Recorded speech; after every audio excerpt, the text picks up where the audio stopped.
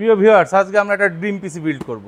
Dream পিসি আমাদের একটা খুবই কাছের গ্রাহক, তার জন্য আমরা এই ড্রিম পিসিটা কম্পোনেন্টগুলো মোটামুটি ফিক্স করছি যে এই কম্পোনেন্টগুলোতে আমরা পিসিটা বিল্ড করব। প্রথমে আসি মাদারবোর্ড নিয়ে।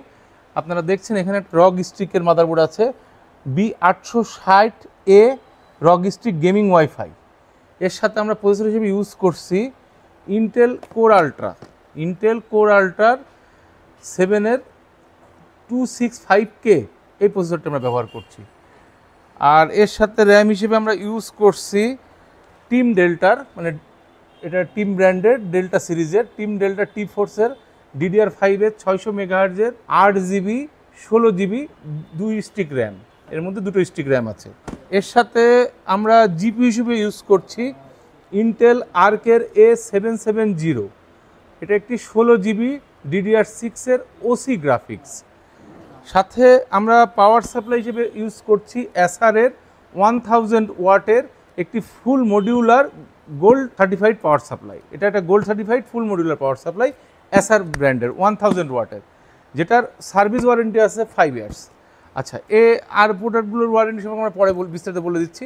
এর সাথে আমরা প্যাট্রিয়ট ভাইপারের একটা এনভিএম ইউজ করছি 1TB, যেটা জেন 4-এর একটি এনভিএম এসএসডি। আর সাথে এটা আপনারা দেখতে পাচ্ছেন এটা এডাটা ব্র্যান্ডের XPG, এটা মূলত এক্সটেনশন কেবল, এটা আপনার গ্রাফিক্স কার্ড থেকে মাদারবোর্ডের এক্সটেনশন কেবল, এটা একটা ARGB কেবল। এবার আসি আমরা আপনাদের সাথে কেসিংয়ের বিষয়। কেসিংটা আছে এখানে আমাদের ডিপকুল ব্র্যান্ডের CG530 4FWH, এটা CG530 4F মডেলের হোয়াইট কালারের একটি কেসিং ডিপকুল ব্র্যান্ডের। আচ্ছা, আর আমরা এর সাথে এই প্রসেসরের কুলার হিসেবে ইউজ করছি। আপনারা জানেনই আল্ট্রা প্রসেসরে কোনো কুলার দেওয়া হয় না, যে কারণে আমরা একটা লিকুইড কুলার ইউজ করছি। এর সাথে এই লিকুইড কুলারটা এসআর ব্র্যান্ডের, এখানে ছবিটা কালো আছে, যদিও প্রোডাক্টটা ভেতরে সাদা ইউজ করেছে। আমরা আনবক্স করার সময় আপনাদের দেখিয়ে দেবো।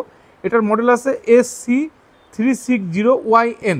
এটা একটা লিকুইড কুলার 3 ফ্যান বিশিষ্ট হোয়াইট কালারের, এবং এর যে অংশটা প্রসেসরের উপরে সেট হবে সেখানে একটা টেম্পারেচার ডিসপ্লে দেওয়া আছে, যেখানে তার টেম্পারেচারটা সবসময় দেখতে পারবে পিসির টেম্পারেচার এখন কি অবস্থায় আছে। এই সুবিধার জন্য আমরা এখানে একটা LED প্যানেল যুক্ত একটা লিকুইড কুলার ইউজ করছি, যাতে টেম্পারেচারটা সবসময় জানা যায়। এবং যে এই পিসিটা ইউজ করবে সে মূলত মোশন গ্রাফিক্সের কাজ করবে, যার কারণে রেন্ডার দেওয়ার সময় হিটিং ইস্যুটা অনেক ইম্পর্টেন্ট, হিটটা অনেক বেশি কম হতে পারে। সেই জন্য এই কুলারটা ইউজ করা, যাতে সে সবসময় এটা ভেরিফাই করতে পারে যে তার টেম্পারেচারটা কি অবস্থায় আছে। পিসির পারফরমেন্স অনেক ক্ষেত্রেই টেম্পারেচারের উপর নির্ভর করে, এই জন্য টেম্পারেচারটা সবসময় ফলো করা খুব জরুরি। আমার মনে হয় এই বিল্ডের জন্য একটা বেস্ট কম্পোনেন্ট হতে পারে এই কুলারটা। মোটামুটি এই আমাদের কম্পোনেন্ট। এখন আমরা এই পিসিটা অ্যাসেম্বল করব, অ্যাসেম্বল করার কিছু অংশ আপনাদের আমরা দেখাবো এবং ফাইনাল রেজাল্টটা আপনাদেরকে আমরা শেষে দেখিয়ে দেবো।